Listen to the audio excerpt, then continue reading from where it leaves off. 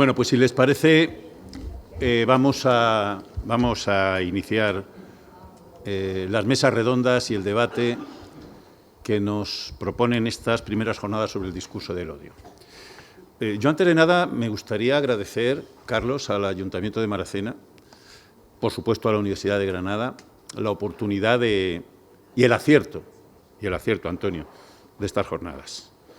Porque pocas veces, muy pocas veces, unas jornadas han podido ser más oportunas y tener más sentido que estas sobre el discurso del odio que organiza el Ayuntamiento de Maracena, el Instituto de la Paz y los Conflictos de la Universidad de Granada y con la colaboración de la Asociación Andalucía de la UNESCO. La decisión que tomasteis hace algunos meses, porque estas jornadas no se organizan de un día para otro, tenía todo el sentido después de la durísima situación vivida en esta localidad, precisamente, a causa de la moción de censura que llevó al Gobierno municipal al actual equipo, lo que derivó antes, durante y después en una auténtica tormenta de odio, que en el ámbito local es todavía más dura y más desgarradora que en el ámbito nacional. No por estar encapsulada en ese ámbito fue menos grave. Lamentablemente, el escenario que motivó la elección de Maracena de realizar estas primeras jornadas ha sido solo un anticipo del tsunami de odio que se ha desatado con posterioridad en nuestro país. Primero, con acontecimientos políticos como la amnistía, después con el acoso mediático y judicial de que está siendo objeto el Gobierno y gentes próximas al Gobierno, y también a nivel colectivo y personal, y en los últimos días con el desastre de Valencia, que lejos de habernos unido, como deberíamos imaginar que podría haber ocurrido para hacer frente a sus trágicas consecuencias, nos está polarizando hasta la náusea, impidiéndonos lo más importante, que es trasladar a la ciudadanía una imagen de unidad frente al drama que están viviendo y que no se nos olvide, lo estudiaremos dentro de muy poco tiempo. La tragedia de Valencia se está convirtiendo en un auténtico laboratorio para que podamos analizar lo más avanzado en esa estrategia del odio. Hemos escuchado antes cómo Naciones Unidas definían este discurso como cualquier tipo de comunicación oral o escrita que ataca, utiliza un lenguaje peyorativo o discriminatorio en referencia a una persona o a un grupo en función de lo que son. Decía el secretario general de Naciones Unidas, nuestro vecino Antonio Guterres, hace 3 años, tan solo hace 3 años, que debíamos hacer frente a la intolerancia trabajando para atajar el odio que se podía extender como un reguero de pólvora por Internet. No se imaginaba el bueno de don Antonio que, lejos de conseguir atajarlo, el odio se ha convertido en auténtica gasolina en Internet y en las redes. La proliferación del contenido del odio ha ido acompañada del incremento de la desinformación, que puede ser fácilmente compartida a través de las herramientas digitales. Esto está creando retos sin precedentes para nuestras sociedades, ya que los gobiernos luchan, con poco éxito, por hacer cumplir las leyes nacionales a la escala y velocidad de ese mundo en digital. No hay más que ver lo que ha ocurrido en España, que basta con una propuesta para combatir la desinformación y para erradicar medios que no lo son, medios que no son tales, como para comprobar que el panorama es muy complejo de combatir desde las administraciones. A diferencia de los medios de comunicación tradicionales, el discurso del odio en Internet puede producirse y compartirse con una enorme facilidad, con un coste muy bajo y, sobre todo, amparados en el anonimato. Cualquiera con un avatar de Capitán Bitcoin puede incendiar las redes sin que sepamos quién es ese individuo o quién es esa individua, proferir las mayores barbaridades, cometer delitos, literalmente delitos, con total impunidad. Puede llegar a un público de todo el mundo, diverso y en tiempo real. La relativa permanencia, además, de ese discurso del odio en las redes, porque lo que escribimos, salvo que lo borremos, ahí se queda, per secula seculorum, supone también un problema, ya que puede resurgir y volver a ganar popularidad con el paso del tiempo. Saber en qué consiste y controlar esa narrativa del odio en las distintas comunidades y plataformas es fundamental para que podamos moldear nuevas respuestas. Pero los esfuerzos se ven a menudo paralizados por la misma magnitud del fenómeno, las limitaciones tecnológicas de los sistemas de supervisión automatizados y la falta de transparencia de las empresas que trabajan en línea. Este es un elemento que seguramente vamos a hablar a lo largo de la tarde. Si hay una empresa que controla a un señor que es el principal valedor de Donald Trump en su campaña electoral, económica y mediáticamente, ya me contarán ustedes qué garantía de pluralidad podemos pedirle a esas plataformas. Saber en qué consiste es fundamental, como os decía, y controlarla también. El creciente uso de las redes sociales como arma con la que extender discursos divisorios y de odio se ha visto favorecido, además, también lo hablábamos antes, por los algoritmos en las empresas de Internet. Eso intensifica el estigma al que se enfrentan las comunidades más vulnerables y expuestas, la fragilidad de nuestras democracias a nivel mundial. Además, provoca el escrutinio de los operadores de Internet y desencadena preguntas acerca de su función y responsabilidades al infligir daño en el mundo real.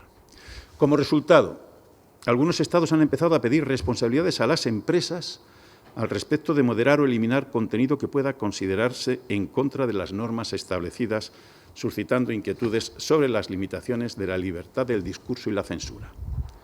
A pesar de estos retos, las Naciones Unidas y muchas otras partes implicadas no dejan de trabajar por encontrar formas de contrarrestar el discurso de odio.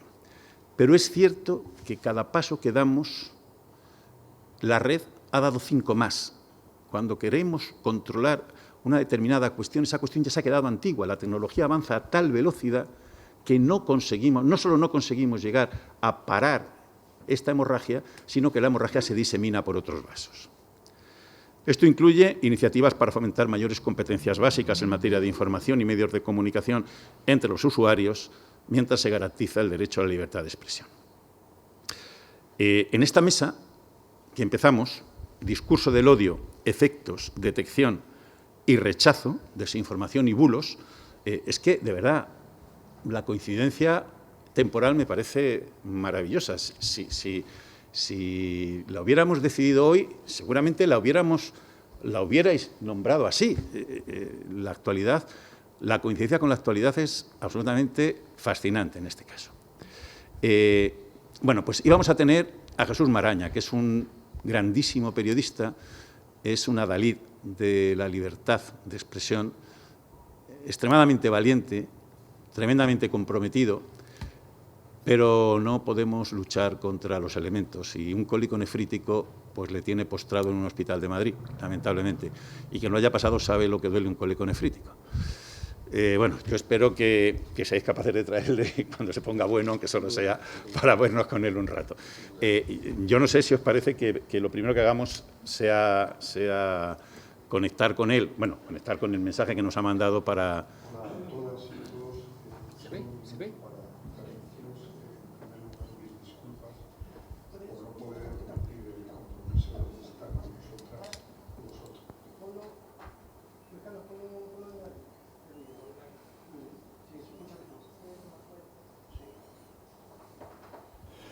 Hola a todas y todos, solo un minuto para transmitiros en primer lugar mis disculpas por no poder cumplir el compromiso de estar con vosotras y vosotros en estas jornadas. Me disculpo primero ante José Ferrer, que me invitó en nombre de la Universidad de Granada, y por supuesto a todos los organizadores. Un problema de salud me impide estar ahí, pero sí quería trasladaros bueno, pues la necesidad y la casi urgencia de que se toquen y se analicen y se reflexione cada vez más sobre un asunto tan comprometedor y tan delicado como son los discursos del odio y sus consecuencias, ¿no? Yo pensaba dar obviamente mi punto de vista como periodista. Estos últimos días no he podido evitar recordar a menudo algo que siempre repite mi compañero Iñaki Gabilondo, que es eso de que en las inundaciones el primer bien que se echa de menos, el bien más necesario y más urgente, es precisamente el agua potable, ¿no? Lo estamos viviendo, desgraciadamente, lo están viviendo miles de personas en Valencia estos días. Con la información ocurre lo mismo. Vivimos desde hace ya mucho tiempo en una saturación informativa, o presuntamente informativa, mejor dicho, en la que lo que se echa de menos es ese agua potable, es la información contrastada, el periodismo fiable, ¿no? La intermediación que se ha ejercido en democracia o tenía que ejercer el periodismo, es su función primordial. Por muchos factores, no me voy a dilatar en el discurso, pero sí lo dejo ahí para el debate. Por muchos factores, esa función dejó de ejercerse o dejó de percibirse, mejor dicho, en la sociedad como función necesaria y fiable hace mucho tiempo. Y es fundamental.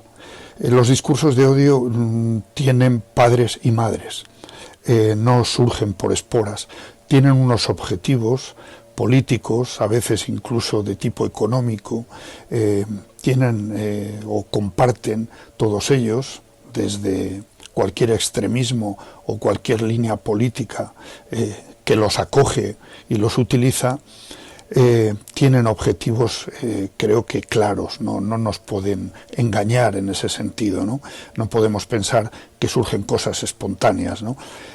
Cuando en mitad de la catástrofe de una dana y cuando es comprensible la máxima indignación de quienes no terminan de recibir la ayuda que necesitan, que inmediatamente haya elementos organizados que aprovechan la situación para inducir al caos, para instalar los objetivos que previamente a esa catástrofe han tenido y tienen y tendrán, ¿no?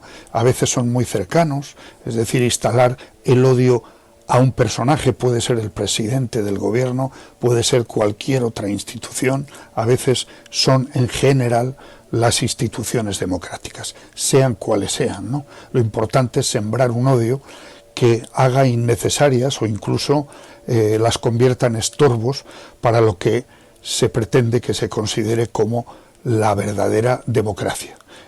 Fuera todos y el pueblo salvará al pueblo, ¿no? Como hemos escuchado y leído estos días. Bien, es importante que transmitamos entre todas y todos la conciencia de que desde el punto de vista cívico, político, social, de convivencia, tenemos que dar la batalla para que esos movimientos del odio no tengan éxito, porque es evidente que lo primero que fracasará y que se hará prescindible es la democracia, y a partir de ahí vale todo. Espero que sean fructíferas las reflexiones, seguro que vais a tener estas jornadas, e insisto, disculpadme por la ausencia, no suelo fallar a mis compromisos y espero que haya otra ocasión para compartir ideas, y espero que cuando lo hagamos nunca sea tarde, es decir, que esos discursos del odio no hayan triunfado. Un abrazo a todas y todos y salud.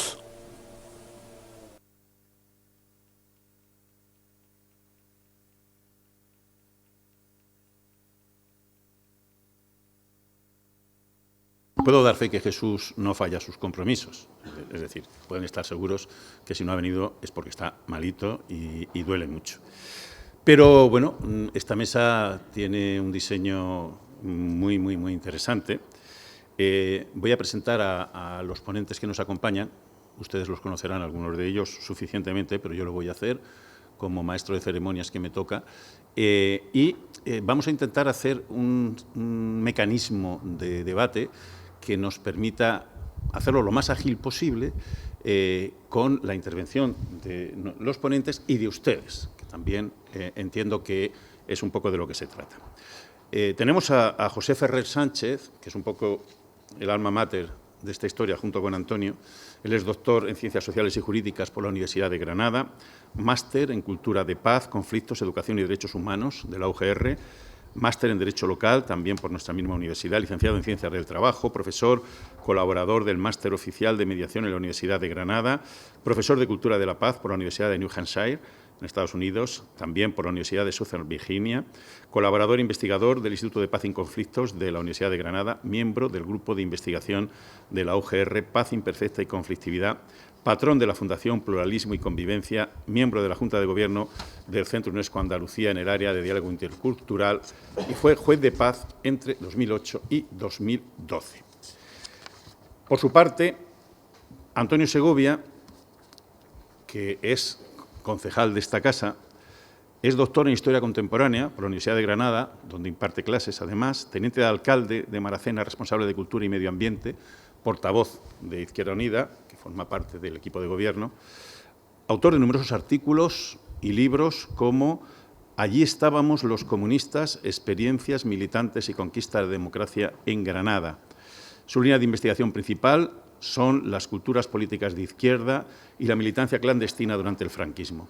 Forma parte del Observatorio del Odio en el Instituto de la Paz y nos va a hablar también sobre el discurso del odio a nivel local y su impacto en los colectivos cercanos. Y Federico Velázquez de Castro, que formaba parte de la mesa de inauguración, es doctor en Ciencias Químicas, especialista en Ciencias Ambientales por la Universidad Complutense de Madrid. Ha sido profesor en todos los niveles de enseñanza, participando en diversos proyectos de investigación, especialmente en relación con el ozono.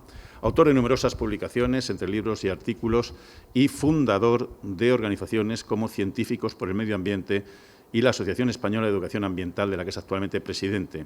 También preside actualmente el Foro de Ecología y Espiritualidad.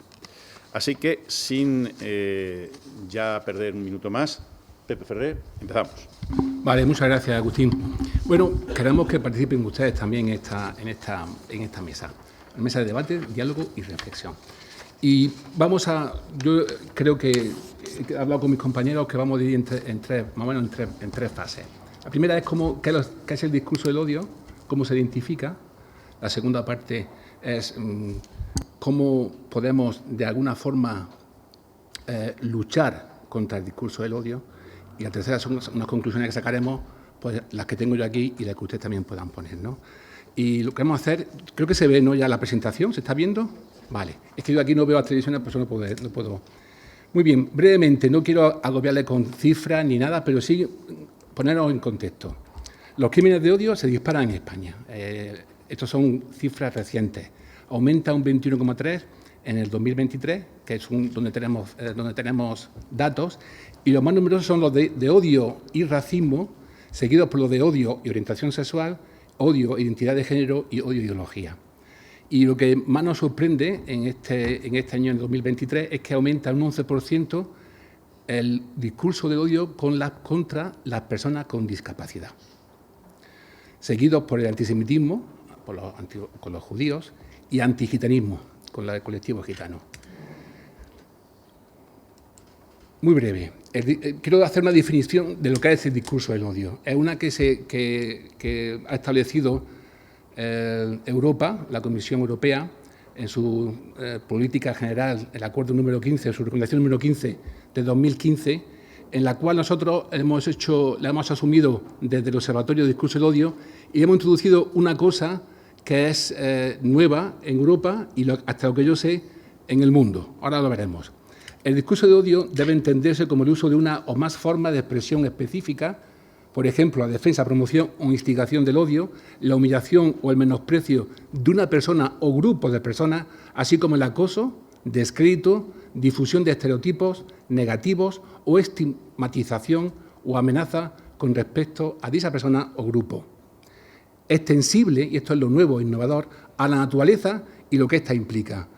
Cuando se creó hace unos meses el Observatorio del Discurso del Odio, no podíamos entender quizás lo que es el odio que provocan aquellos que establecen como modo de vida el negacionismo con la naturaleza, ¿no? Y vemos lo que ha pasado muy de cerca con la Dana. Entonces, también lo hacemos porque el discurso de odio contra la naturaleza contra los animales también provocan vidas humanas. Así como la justificación de esas manifestaciones basadas en una lista que no es exhaustiva de características personales o estados que incluyen la etnia, el color, el idioma, la religión o creencia, nacionalidad u origen o cultural, al igual que la ascendencia, edad, capacidades personales, sexo, género, identidad de género y orientación sexual. Ahora bien, ¿cómo podemos identificar el discurso del odio? Pues desde el observatorio, con 4 pasos. Primeramente, esos criterios para identificarlo, el primero es que está dirigido a un grupo de personas de vulnerabilidad tipificado o determinado, a un grupo o personas, que conlleva una humillación a ese grupo o a esa persona, o una demonización o perniciosidad, que es el objetivo de que otros participen en acciones para humillar al grupo de personas vulnerables, y también que exista una intencionalidad de humillar y denigrar o algo peor. Si nos encontramos con A, B, C o A, B, D, o las 4, ya tenemos, creo que me he pasado, tenemos, no, aquí no era, perdón, aquí. Nos encontramos ante un discurso de libro técnico de lo que es el discurso de odio. Quiero poner un ejemplo que yo, de verdad, no es porque hoy haya ganado Trump las elecciones, pero yo siempre lo pongo, esto es de 2016, cuando se presentó por primera vez y ganó contra pronóstico. Y bueno, es un discurso breve, es un vídeo breve, pero que establece, y vamos a ver cómo estas 4 cosas las practica en su discurso. Es breve, pero muy, muy significativo. Pueden leerlo. Your Twitter account only Rosie O'Donnell. For the record, it was well beyond Rosie O'Donnell. Yes, I'm sure it was. Your Twitter account has several disparaging comments about women's looks. You once told the contestant on Celebrity Apprentice it would be a pretty picture to see her on her knees. Does that sound to you like the temperament of a man we should elect as president? This country is in big trouble. We don't win anymore. We lose to China, we lose to Mexico, both in trade and at the border. We lose to everybody. And honestly, Megan, if you don't like it, I'm sorry. I've been very nice to you, although I could probably maybe not be based on the way you have treated me, but I wouldn't do that. But you know what? We need strength, we need energy, we need quickness, and we need brain in this country to turn it around. Mexico is sending many killings, murders, crime, drugs pouring across the border, our money going out and the drugs coming in. And I said, we need to build a wall, and it has to be built quickly.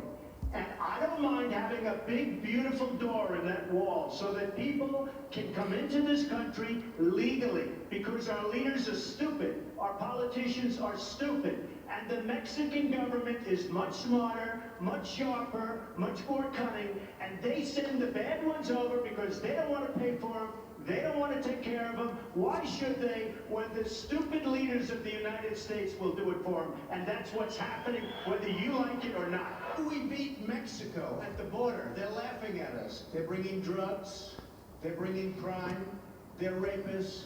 The big lie, Obamacare. Free trade can be wonderful if you have smart people. But we have people that are stupid. Mr. Trump, you're not a nice person. That's true, but actually I am. I think I am a nice person. We have losers. We have losers. I would build a great wall, and nobody builds walls better than me, believe me. Nobody would be tougher on ISIS than Donald Trump. We won't be using a man like Secretary Kerry goes into a bicycle race at 72 years old and falls and breaks his leg. I won't be doing that. The American dream is dead. But if I get elected president, I will bring it back bigger and better and stronger than ever before, and we will make America great again. We're going to build a wall. I could wait about 1.5 years until we finish our negotiations with Mexico, which will start immediately after we get to office, but I don't want to wait. Mike Pence is leading an effort to get final approvals through various agencies and through Congress for the wall to begin. I don't feel like waiting a year or a year and a half. I'm going to start building. Mexico, in some form, there are many different forms, will reimburse us, and they will reimburse us for the cost of the wall. Russia and other countries, including China, which has taken total advantage of us economically, totally advantage of us in the South China Sea by building their massive fortress. Total. Russia, China, Japan, Mexico, all countries will respect us far more than they do under past administrations. El nuevo presidente de los Estados Unidos, Donald Trump, que acaba de asumir el cargo, ha ejecutado la primera medida presidencial para detener la promoción de la homosexualidad que Barack Obama había impulsado desde la Casa Blanca. El presidente Donald Trump ha ordenado la eliminación del enlace en la página de la Casa Blanca que había sido creado por Obama para presentar sus logros y conquistas a favor de la comunidad LGBT. If we want to protect the quality of life for all Americans, women and children, gay and straight, Jews and Christians, and all people, then we need to tell the truth about radical Islam, and we need to do it now.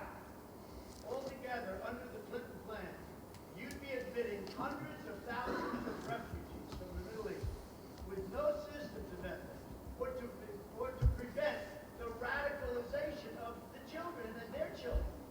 Not only their children, by the way, they're trying to take over our children and convince them how wonderful ISIS is and how wonderful Islam is, and we don't know what's happened. Proteger a Estados Unidos del terrorismo islamista. Con ese objetivo, Donald Trump ha firmado un decreto por el que cierra cal y canto las fronteras estadounidenses a todos los refugiados del mundo, así como a los inmigrantes de varios países musulmanes, entre ellos Irán, Irak, Libia, Somalia y Sudán. El decreto estará en vigor 3 meses para los inmigrantes, 4 para los refugiados, a excepción de los sirios cuya entrada queda prohibida de forma indefinida. Okay, who is next? Yeah, please. Excuse me, sit down. You weren't called. Sit down. Sit down. Sit down. Go ahead. No, you don't. You haven't been called. Go back to Univision. Go ahead. Go ahead. You cannot deport 11 million people. You cannot implement a 1900 law. You cannot deny citizenship to children. Sit down, please. You weren't called. Go.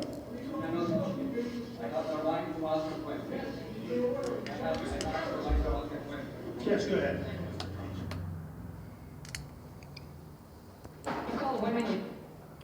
Repito, hemos visto cómo se ejerce un discurso de odio con los inmigrantes, con los extranjeros, especialmente que son mexicanos, y chinos y de otros países, con los discapacitados, que también se metía con tal secretario John Kerry, que era un discapacitado, con las mujeres al principio, de una forma, yo diría que algo más que grosera, contra los refugiados y contra los medios de comunicación que no les son afines.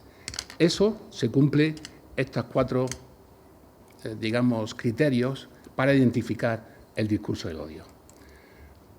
Factores comunes. Y voy a terminar esta primera parte. Insultos y amenazas, lenguaje violento, soez, faltón y humillante, amenazador y amedrantador. Señala a otros para escarnio, provocador, suscita miedo. Y establece bulos, que son mentiras y desinformación.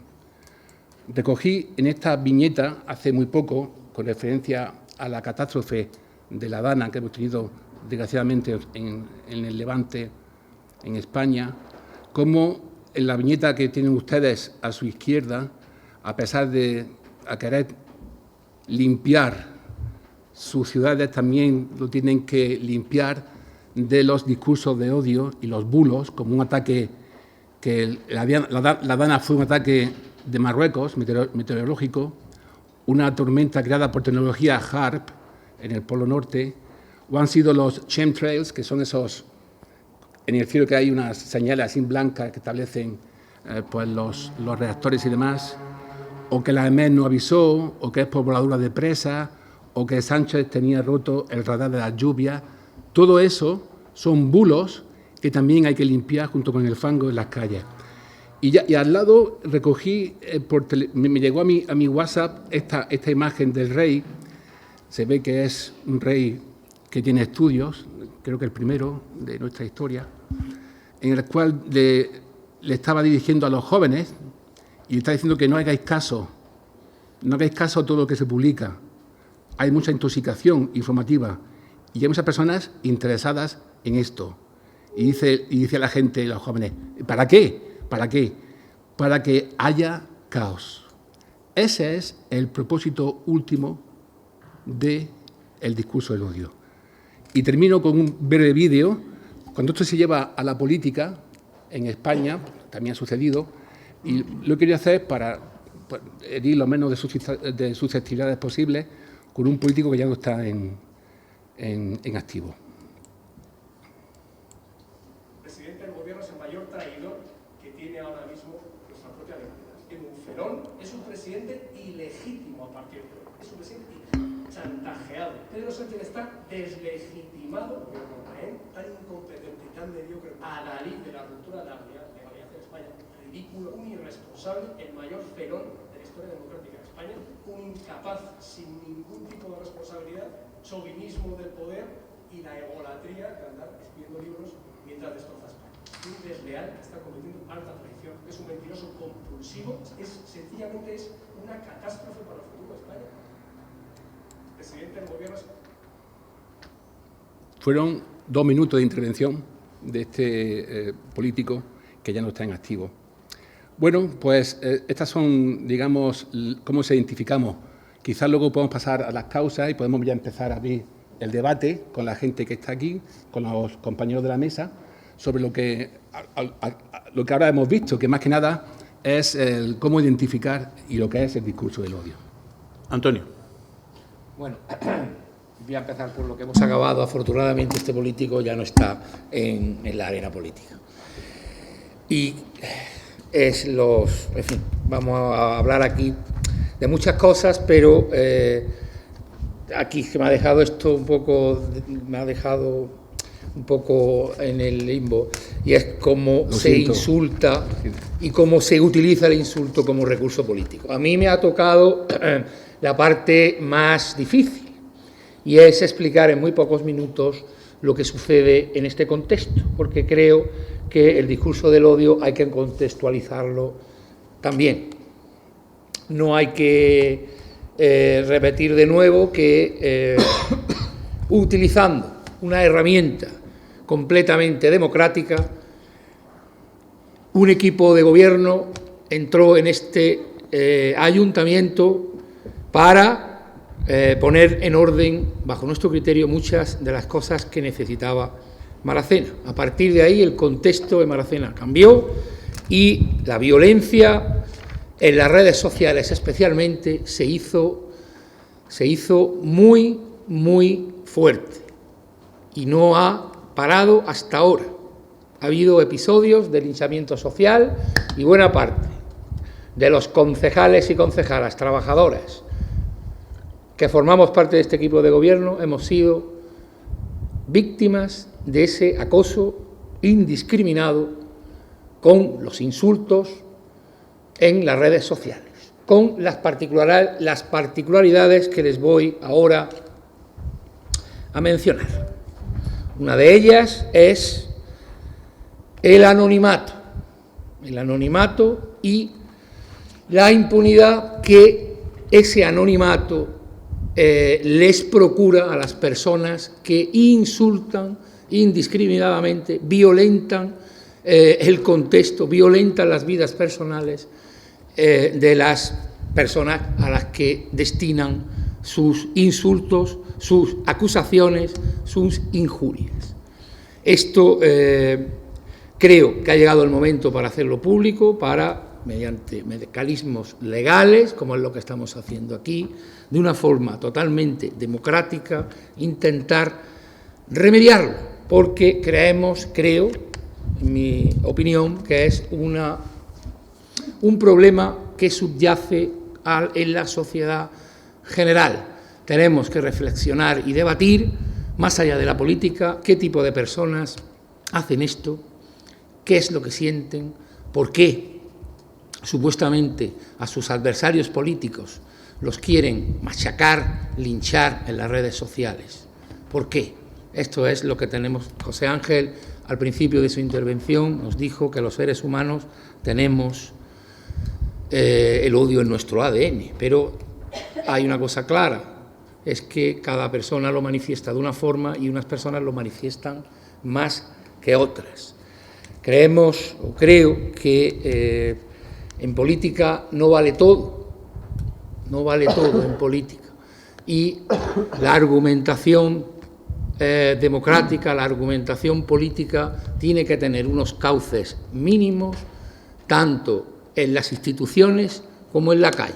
La otra particularidad es que ese discurso de odio que manifiesta Trump, otras personas como el desafortunado Casado, aquí en los contextos locales tiene una particularidad, si me apuráis, más peligrosa todavía, porque nosotros o las personas a las que recibimos este discurso vemos físicamente a las personas que vierten sobre nosotros acusaciones, insultos y todo este tipo de cosas injustas que no se lo merece nadie.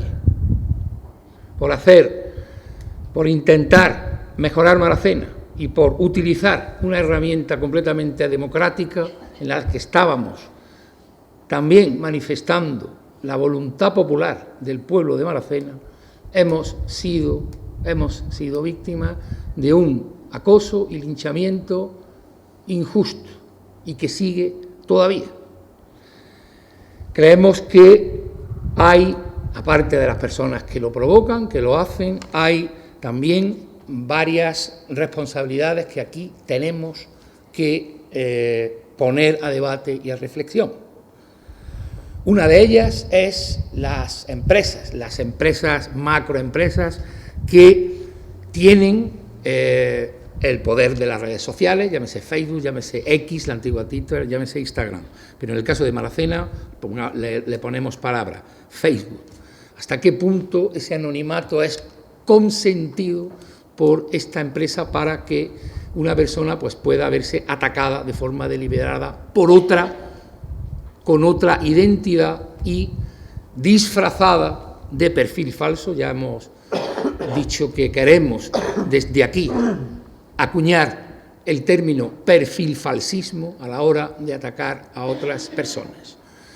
Le voy a poner síntesis, y es que cómo es posible que estas empresas, que son norteamericanas, puedan servir de plataforma para que una persona con una identidad, porque todos tenemos un DNI, con una identidad legal y con una identidad personal, pueda tener varios perfiles falsos y pueda atacar a otra persona con esa impunidad. Esto es una de las cosas que tenemos que hacer pensar aquí, y para eso nos hemos reunido.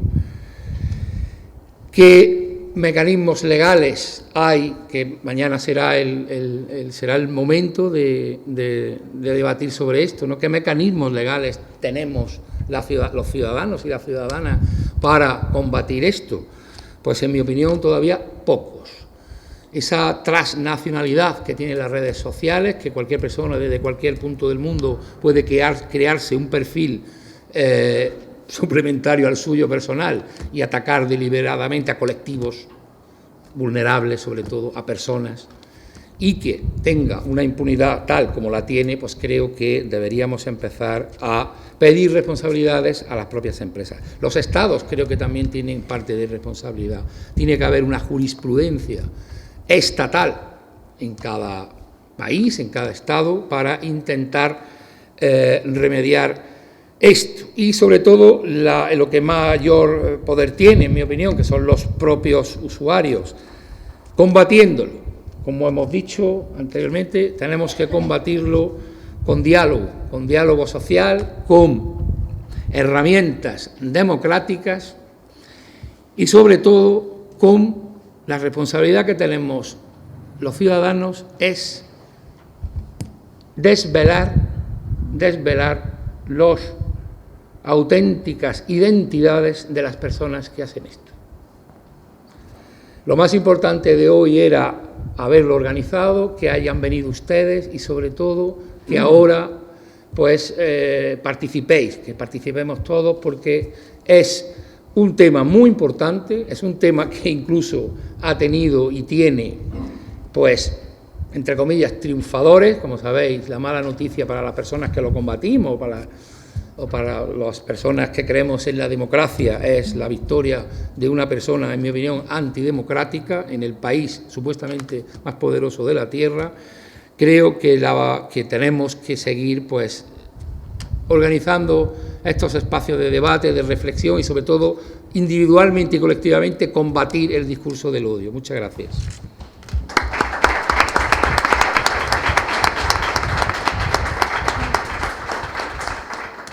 Federico. Pásale el micro.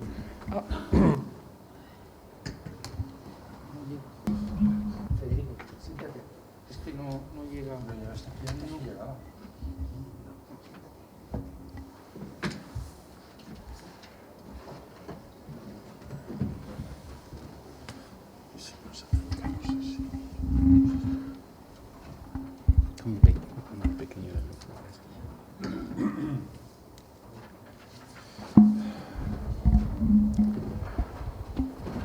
Muy bien, muchas gracias.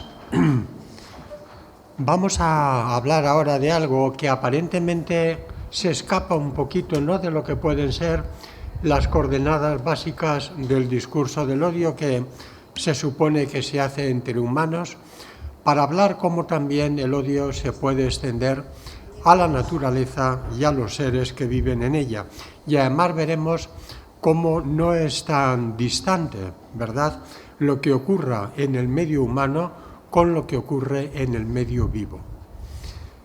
Para plantear esta reflexión voy a basarme en 4 puntos a través de los cuales iremos descubriendo también las actitudes que hoy tienen muchas sociedades, ¿verdad?, muchas élites, muchos grupos en relación con el medio natural. Bueno, en la sociedad occidental la naturaleza se ha visto durante mucho tiempo como un decorado, como los decorados de Hollywood, como los decorados del cine, que uno va a ver la película del oeste y mira aquello y dice qué bonito. Pues algo parecido también lo hemos visto nosotros. Ha habido como una disociación. Aquí está la persona, aquí está la naturaleza, como dos cosas que no tenían nada que ver. Y bueno, comienza a partir de ahí una modificación del medio, normal en principio, esperable, asumible, sin problema siempre que se limitaran las actividades, porque no olvidemos que el planeta tiene límites y los límites deben marcar cualquier rasgo de la actividad humana, pero vivimos dentro de una sociedad codiciosa, porque el capitalismo es codicioso y estimula la codicia. Cuando vemos ese dato que nos apunta Oxfam, ¿no?, de los 2.153 millonarios que disponen de tanta riqueza como 4.500 millones de personas, pues a unos les indigna, pero a otros quizás les estimula también para decir, oye, ¿y por qué no yo?, ¿no? Y ahí vienen luego las corrupciones y todo lo que desgraciadamente vemos, sobre todo cuando tienen lugar en el área pública.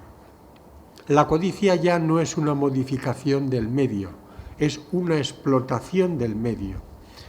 Cuando actividades extractivas, donde se desgarra ahí el interior de la corteza terrestre, cuando se deforesta sin ningún tipo de criterio, cuando se contamina, todo eso en definitiva son actividades que dañan fuera, ¿verdad?, dañan el medio, nos dañan a nosotros y se mueven por la codicia prácticamente como único motor, es decir, como un desarrollo desigual donde pues hay unos beneficiados y una gran mayoría que serían los perjudicados. Y lamentablemente todo esto se hace muchas veces con la complicidad de la propia población, porque la propia población ve bien que haya una serie de medidas, de actividades que, si le van a dar mayor bienestar, mayor confort, si le van a hacer que mantengan su puesto de trabajo, de lo que hablaremos luego más tarde, pues la gente asiente. Por eso decimos que en esta sociedad, ambientalmente, somos todos víctimas y verdugos, porque padecemos una serie de consecuencias que somos nosotros mismos, los que también generamos con nuestra complicidad, con nuestra indiferencia, con nuestro silencio, cuando no, con nuestra propia implicación. Pero ya lo decía aquel jefe indio, cuando el hombre escupe a la tierra, se escupe a sí mismo. Y así estamos viendo las cosas que pasan. ¿Qué ocurre cuando se deforesta? Pues miremos la última epidemia, semipandemia de ébola que tiene lugar en aquellas zonas de África donde se ha deforestado, donde hay mayores invasiones de mosquitos transmisores, de garrapatas, en aquellos lugares donde se deforesta. Por lo tanto, cada vez que se actúa de una manera inadecuada, todo eso se va traduciendo, va volviendo en alguna medida como un boomerang frente a nosotros. El odio se transmite, ahí lo podemos ver, en el sentimiento de desconsideración, diríamos, una actitud despiadada, una actitud no considerada frente a la tierra, como organismo complejo, como organismo vivo y como organismo que comparte pues, su proyecto, comparte, pues, diríamos, la historia con nosotros. Por lo tanto, en la medida en que no nos paramos a reflexionar sobre en qué medida mi actividad es una actividad dañina, perjudicial, yo estoy infligiendo un daño a un organismo como es la Tierra. Pero, en segundo lugar, dentro de ese organismo, de ese gran organismo, vamos a encontrar seres sintientes. Porque podríamos decir, oye, pues a lo mejor una piedra, ¿verdad?, o un paisaje, pues puede que incluso en alguna medida, aunque habría mucho que matizar al respecto, un vegetal. Pero bueno, vamos a encontrar pues seres, otro tipo, animales sintientes. Y ahí encontramos cómo a lo largo de la historia hemos ido utilizando a esos animales para nuestro propio provecho, con mayor o menor pues simpatía, ¿verdad?, o acercamiento, pero desde luego hoy todavía asistimos a una serie de actos que son actos crueles contra la vida, porque la vida no pensemos que es un patrimonio nuestro. Nosotros somos portadores y representantes de una parte de la vida del planeta, pero ni mucho menos los únicos. Por lo tanto, nosotros cuando agredimos a la vida, estamos también comportándonos de una manera éticamente reprobable. Y ahí tendríamos los espectáculos crueles, especialmente la manía que tenemos con los toros en este país, que no son solamente lo que son las corridas, sino también pues otra serie de espectáculos en los cuales parece que no sabemos divertirnos, sino es maltratando a un animal de una forma o de otra. Ahí tendríamos la caza, ahí tendríamos las granjas intensivas, ahí tendríamos la cautividad, ahí tendríamos la experimentación en buena medida, es decir, actividades todas ellas que son actividades de desconsideración, actividades de odio contra el mundo animal, en definitiva, contra la vida. Denotan falta de compasión, uno de los valores más importantes que todo ser humano debe tener. Y es lamentable cuando algunos políticos se vanaglorian de que apoyan este tipo de actividad, que cuando ves a un político sin corazón, a un político sin compasión, en malas manos estamos, porque el político, entendiendo lo político en el noble sentido del término, aparte de una cabeza bien amueblada, debe tener también el corazón en su sitio. Y cuando vemos a alguien cuyo corazón no está a favor de la vida, a favor de la compasión, en malas manos estamos. Curiosamente eso no se señala, pero para mí es un punto muy significativo, sobre todo de algunos y algunas que han alardeado de apoyar este tipo de espectáculo. Pero hay algo más, tercer punto, y sería cómo a lo largo de la historia, ¿verdad?, sobre todo de la historia reciente, la ecología ha ido ganando cada vez más terreno. Y hoy podemos estar contentos, ¿verdad?, hoy que nos lamentamos de tantas cosas, pues hay otra de las que podemos estar contentos, y particularmente de cómo lo ambiental ha llegado a tener una carta de naturaleza. No hace mucho leía yo un anuario de la empresa española, 500 grandes empresas, todas hacían algún tipo de actuación ambiental. Sí, greenwashing en muchas medidas, pero bueno, quiere decir que cuando lo hacen es porque saben que la sociedad lo ve bien. Hemos logrado introducir lo ambiental en la cultura de nuestro mundo. Cuando yo daba clase a chavales hace ya bastante tiempo y le hablaba de las energías renovables o la bicicleta, pues la carcajada era generalizada. Hoy todo eso son ya realidades. Por lo tanto, yo creo que podemos sentirnos orgullosos en cierta medida de cómo hoy hablar del medio ambiente no escandaliza a nadie, no solamente eso, sino que además gusta, vende y parece pues que es algo con lo que en principio simpatizamos. Sin embargo, no llueve a gusto de todos, y lo que pudiera parecer que va a favor del medio, que va a favor de la vida, que va a favor del equilibrio, muchos lo interpretan como un ataque a su actividad tradicional, como un ataque a su puesto de trabajo, y ahí comienza a darse también un conflicto de intereses que en muchos momentos también se manifiesta con odio contra las posiciones que van a favor de ese equilibrio. Y inmediatamente va a aparecer un factor también ideológico. Recuerdo un personaje, ¿verdad?, del espectro político de derecha, podríamos comentar, que en cierta ocasión, hablando del cambio climático, decía: el cambio climático es la bandera de la izquierda, porque ya que han perdido todas las demás banderas, ahora todos se agrupan con el tema del cambio climático. Y entonces comienza a verse que lo ambiental ya no solamente es una propuesta de científicos, ecologistas, en fin, sociedad en general, sino que hay detrás una carga ideológica. Por lo tanto, si tú defiendes el medio ambiente, yo ya sospecho de ti, porque ya comienzo a ubicarte en una determinada posición. Y a partir de ahí comienza a darse también un fenómeno perverso, donde pues comienzan a perseguirse personas no por la posición ambiental solo, sino por la supuesta ideología que tienen.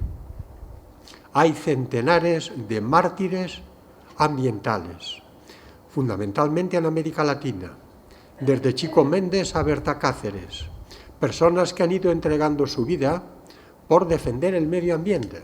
No tenían ningún otro interés, defender la selva amazónica, defender el agua, defender el territorio, y han pagado con su vida el odio de quienes han visto en ellos un enemigo que no solamente tenía un discurso ecológico, sino que además se oponía a sus intereses económicos. Y bueno, ya a partir de ahí comienza a ejercerse también una violencia vicaria. Es decir, como yo estoy en contra de ti y como yo no acepto ni admito tus planteamientos, voy a atacar a la naturaleza para atacarte a ti. Y de esta manera quemo un monte. Y de esta manera entro en una zona protegida para hacerle daño. Y de esta manera extraigo agua de aquellos sitios donde no debo. Entonces se da esa violencia por parte de un sector de la sociedad que no admite lo ambiental, tanto en lo ideológico como porque puede poner en cuestión también sus intereses. Desde luego el cambio climático sería una de las formas en las cuales hoy vemos de una manera más clara el debate. El negacionismo, ya se ha dicho, el negacionismo mata. Entonces el negacionismo es una posición ideológica, porque cualquiera que pudiera pues, pensar un poco, reflexionar sobre los fundamentos que tiene hoy el tema del clima, yo creo que no es muy difícil, cuando el 100% de las agencias meteorológicas de todo el mundo, no digamos ya de la comunidad científica, es un hecho que asumen, con toda la incertidumbre que puede tener, precisamente la ciencia está abierta a que las cosas también pudieran ir cambiando. Termino entonces hablando sobre por dónde podrían venir desde esta posición ambiental lo que serían las alternativas. Lo primero de ellos, el medio ambiente es un conflicto de intereses. Eso nadie lo debe dudar. Cuando alguien le dice a su papá o a su tito, el que está estudiando ciencias ambientales, todo el mundo le da la palmadita, oye, qué bien, ¿no? Vienes a arreglar, ¿verdad? Y el mundo lo contaminado que está. Pero cuando comienzo a introducirme y comienzo a cuestionar el vehículo privado y comienzo a cuestionar la ordenación urbanística, entonces ya no me van a venir tantas palmaditas, porque voy a colisionar con otros intereses. Entonces, ese conflicto de intereses hay que asumirlo y hay que resolverlo y hay que integrarlo para que se lleguen a posiciones consensuadas. Hoy es muy frecuente lo que se llama el NIMBY, no en mi patio de atrás. ¿Hay que poner un vertedero? Claro que sí, pero nunca aquí cerca de donde yo vivo. Un depósito de residuos nucleares, claro, pero desde luego no cerca de mi pueblo. Y entonces ahí también reside otro conflicto de intereses que habría que resolver. La educación, punto segundo muy importante, desde pequeños hay que educar. Lo primero que habría que transmitir dentro de la escuela no es enseñar a leer o escribir o matemáticas o lenguaje. Lo importante de la escuela es la formación para la vida. Y la formación para la vida comienza con la cooperación y con la compasión. Nadie en mi grupo puede quedar atrás. Caminamos todos cooperativamente unidos, porque nos sentimos parte de un equipo, de una comunidad, de un medio. Por lo tanto, la educación debiera de variar sustancialmente su enfoque para que huya un poco de lo académico y se centre más en el corazón, en la parte afectiva, que por otra parte es tan importante. Premio Nobel de la Paz, Albert Schweitzer, cuando él reflexionaba sobre quién era él, un hombre que se marchó a Gabón para trabajar pues con población desfavorecida, pues él tenía una frase que definía muy bien su identidad. Soy una vida que desea vivir en medio de otras vidas que también desean vivir. Por lo tanto, esto debiera de ser un poco el criterio que debiéramos tener todos. No estamos solos dentro del planeta. Por lo demás, hay que continuar en la misma senda en la que estamos, trabajando a favor de la justicia ambiental y de la justicia en general. Y en último término, al menos desde mi posición, no le daría tanta importancia a las personas negacionistas, obstruccionistas, las personas que parece que caminan en un sentido diferente. Porque cuando Galileo comienza a hablar del movimiento de la Tierra, pues era también relativamente normal que muchos pues dudaran de aquello, aparte de que también cuestionara el interés pues de algunas ideologías. Por lo tanto, recordemos la figura de Darwin, Charles Darwin, uno de los grandes científicos, con una teoría tan polémica entonces e incluso ahora, como la evolución, no intervino jamás en ningún debate, ni discutió nunca con nadie, porque él pensaba que si aquella teoría era la teoría válida, aquello tendría que salir adelante. Y por lo tanto, yo esto es lo que recomiendo también muchas veces en nuestras sesiones, no perdamos energías, no perdamos el tiempo discutiendo con quien no quiere comprender. Tenemos que ocuparnos de aquello que nos preocupa. Debemos de confiar en que la realidad irá poniendo en su sitio todo y aquello que tiene verdaderamente raíz y solidez es lo que permanecerá, mientras que aquello que son palabras, que es aire prácticamente, es lo que va a desaparecer. Por lo tanto, que a nadie de los que nos podemos sentir concernidos por el discurso del odio, que a nadie nos haga mella algo que no tiene entidad, sino simplemente griterío, porque la realidad va por otro sitio y yo creo que por ahí es donde debemos encontrarnos. Muchas gracias.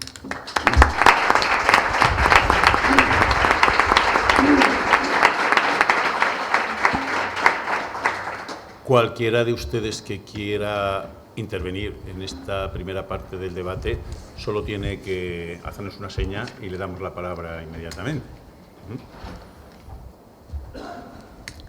Si no, lo pueden dejar para la segunda parte o incluso para la tercera.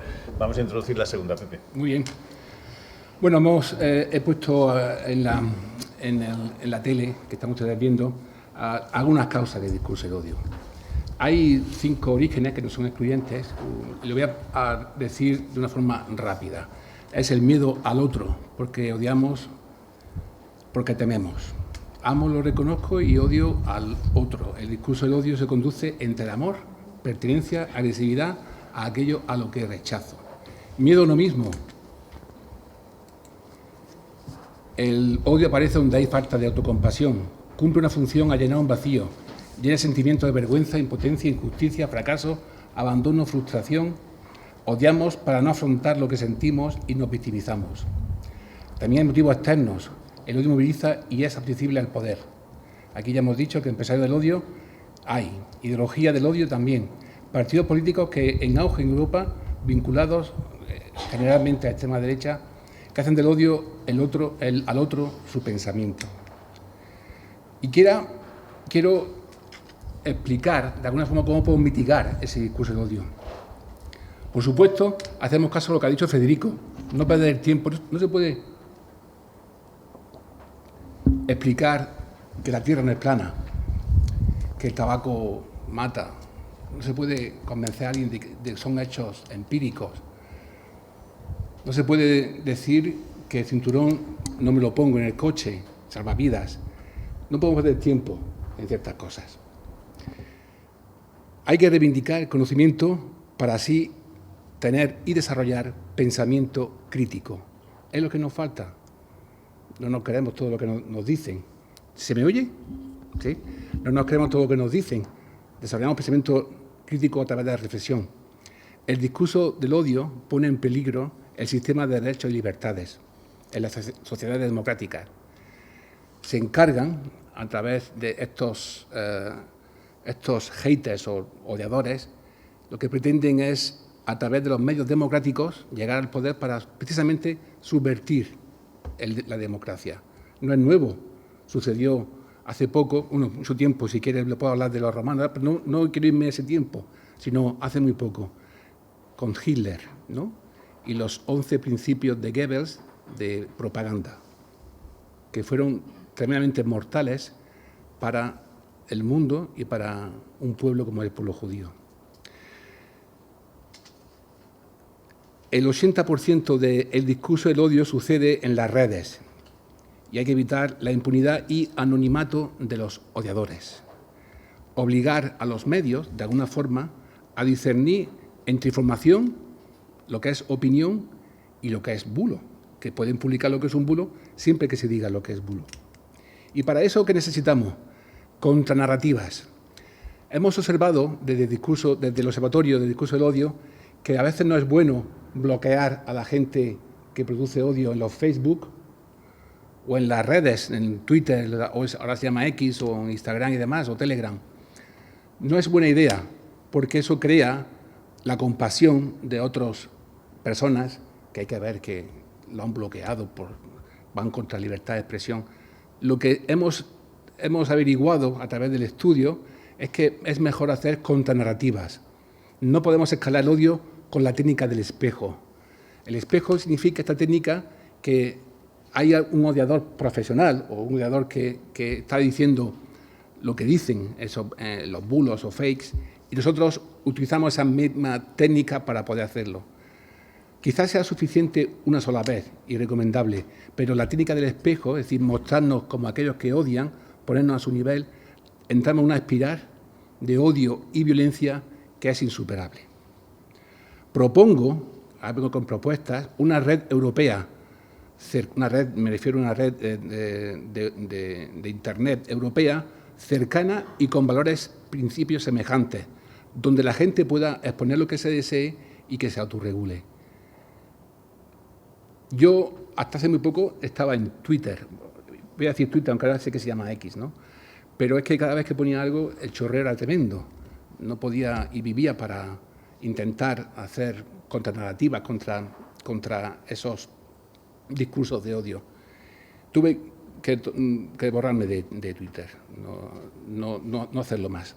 Entonces, sí creo que se puede acertar en buscar redes semejantes, con principios y valores europeos que se puedan identificar. Con esa atribución, esa red, y tener una reacción discursiva al discurso del odio general, y eso, como he dicho antes, expira odio y violencia. Y entonces quiero hacer hincapié en lo que es la contranarrativa. Voy a poner un ejemplo brevemente de una contranarrativa, ahora después.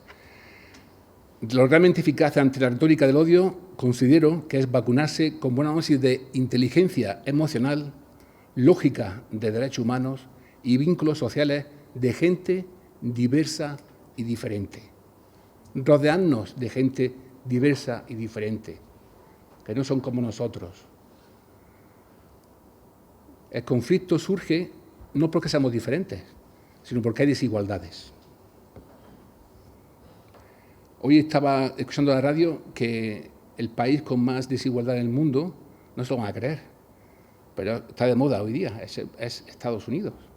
Está al nivel de Haití o de Djibouti, esos países, la desigualdad en ese país. Eso crea conflicto, no la diversidad. Un ejemplo, que es cosas que aprendemos en la UNESCO, que también yo soy miembro de la UNESCO, del equipo directivo de la UNESCO Andalucía, de frases que decimos y que oímos. Yo no soy racista, pero dice, nos recomienda, no sigas, porque todo lo que venga detrás de ese pero es racismo. Si alguien no es racista, no tiene por qué excusarse. Donde acaba ese pero, empieza el prejuicio, y usar esa frase es justificar, de alguna forma, ser racista. Esto lo estoy acotando al tema de inmigración y refugiados. Fijaros lo que vamos a hacer con otras frases al colectivo LGTBI, contra la política, es decir, en todos los aspectos, pero no hay tiempo para eso. Son demasiados los inmigrantes, no podemos ayudar a todos. Lo que es demasiado es que haya tan solo una única persona que se vea obligada a dejarlo todo escapando de la violencia, la guerra o la persecución. En España, 118.000 personas solicitaron protección internacional. ¿Son demasiado? Tuvimos 200.000 refugiados ucranianos y no hay ningún problema. ¿O es porque estos eran blancos, rubios y con los ojos azules? Si te gustan tanto, acógelo en tu casa. ¿Nunca había oído eso? Porque no en tu casa. Y para solucionar el desempleo también lo meto en mi casa, a las personas sin trabajo. ¿Es este un argumento válido para dar solución a un problema estructural? Las personas refugiadas o inmigrantes no quieren ir a casa de nadie, sino construir su propio hogar, tener las mismas oportunidades y ser reconocidas como sujetos de derechos como cualquier persona. La OIT, la Organización Internacional del Trabajo, que no es un estamento, una institución comunista bolivariana en absoluto, establece que para España, para mantener nuestro sistema de bienestar, necesitamos para el 2050 más de 5 millones de inmigrantes, de aquí a 2050. Dejar entrar a las personas refugiadas provoca un efecto llamada. ¿Nunca había oído eso? Teníamos que hablar de eso en vez de... Esta es la contranarrativa, la siguiente. En vez de hablar de un efecto llamada, tenemos que hablar de un efecto huida. Uno no es llamado a abandonar su hogar, sino que se ve obligado a huir de manera desesperada de la guerra, la pobreza o la explotación. El único efecto llamada que existe aquí es de fomentar el racismo y la xenofobia. Otra expresión, nada más que acotada al tema de inmigración y refugiados, es que nos quitan el trabajo. ¿Nunca la han oído? No es cierto. Y no voy a burlar con cifras, que las tengo. Lejos del bulo de que nos quitan el trabajo, hay informes que demuestran todo lo contrario. El informe del Defensor del Pueblo destaca que de los beneficios de la migración a nivel económico y social y señala que la población extranjera resulta fundamental para el crecimiento económico del país. Las personas refugiadas tienen casa gratis y un sueldo mensual. ¿No han escuchado eso nunca? A mí me vienen cada vez por las redes.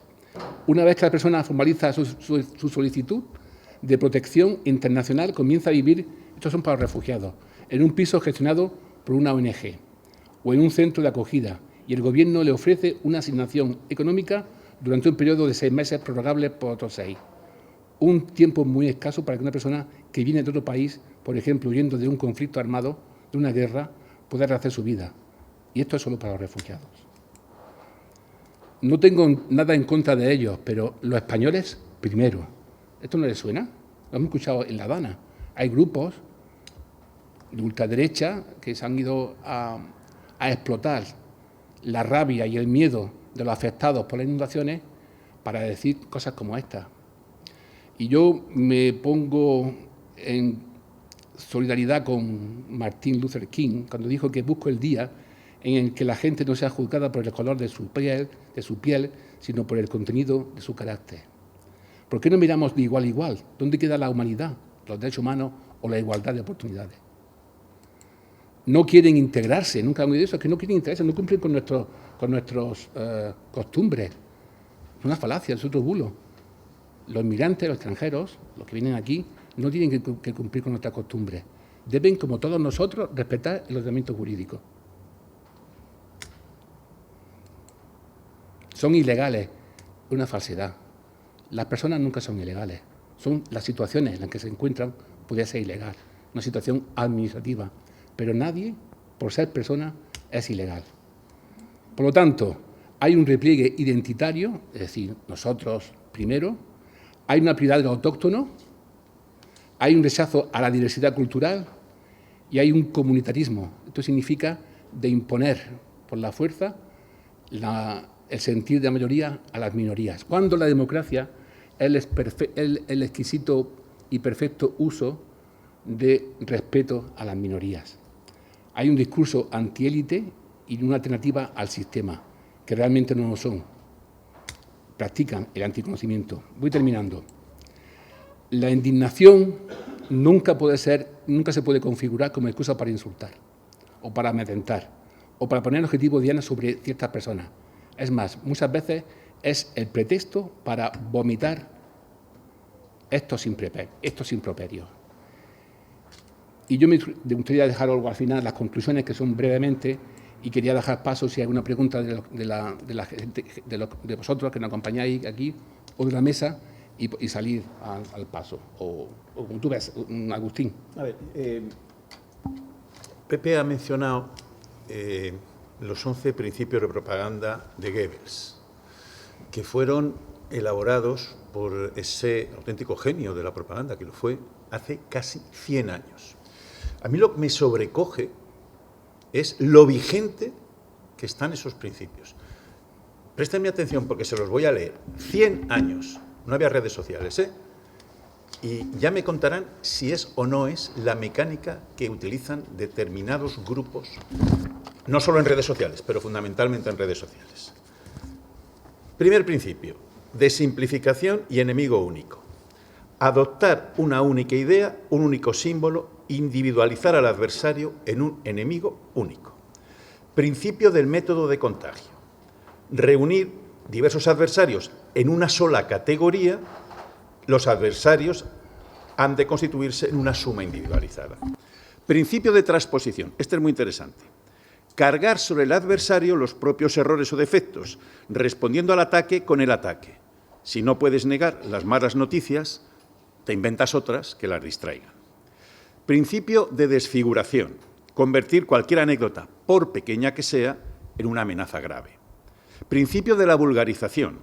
Toda propaganda debe ser popular, adaptando su nivel al menos inteligente de los individuos a que va dirigida. Atención, fíjense si esto es o no lo que está ocurriendo. Cuanto más grande sea la masa a convencer, más pequeño ha de ser el esfuerzo mental a realizar, porque la capacidad receptiva de las masas es limitada y su comprensión escasa. Además, tienen gran facilidad para olvidar lo que está ocurriendo esta misma tarde en Twitter. Principio de orquestación.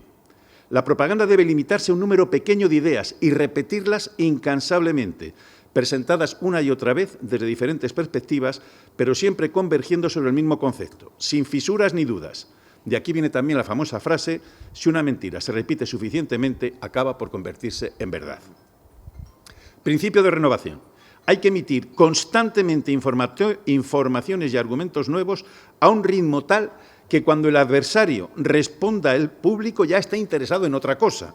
Las respuestas del adversario nunca han de poder contrarrestar el nivel creciente de acusaciones. Antes de que yo te conteste que tú me has dicho perro judío, ya me has dicho 3 cosas más, con lo cual difícilmente vamos a poder equipararnos. Principio de verosimilitud, acabo enseguida.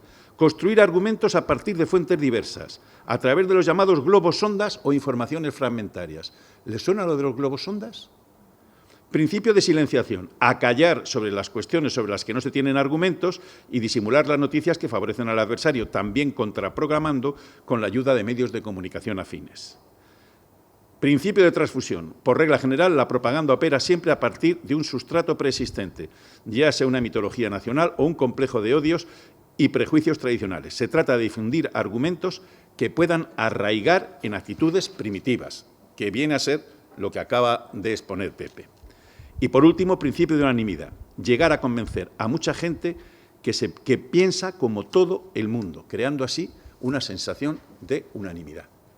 ¿No les parece que están absolutamente de actualidad esos 11 principios? Pues fueron la piedra angular de la propaganda nazi hace 100 años. Federico. Bueno, no tengo nada más que decir. Perfecto. Antonio. Sí, bueno, yo creo que ha llegado, sin micrófono porque no me alcanza, yo creo que ha llegado el momento de darle paso al público, ¿no? Que quizás hemos hablado nosotros demasiado. Y que... Sí. Venga. Buenas tardes. ¿Yo? Tú primero, venga. Muchas gracias por estar aquí, es un placer escucharos a todos, la verdad que muy orgullosa de que se estén... Yo creo que se me oye, pero bueno.